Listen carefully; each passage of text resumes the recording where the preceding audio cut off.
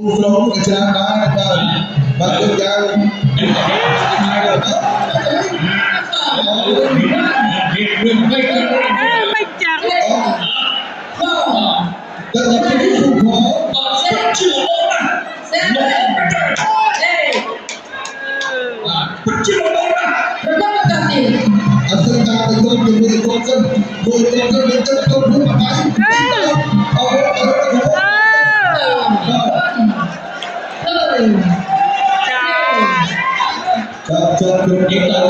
chỉ có sa thật cho rồi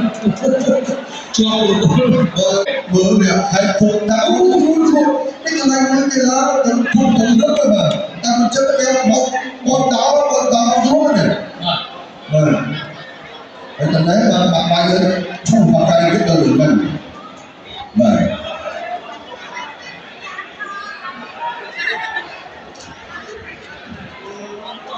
làm lên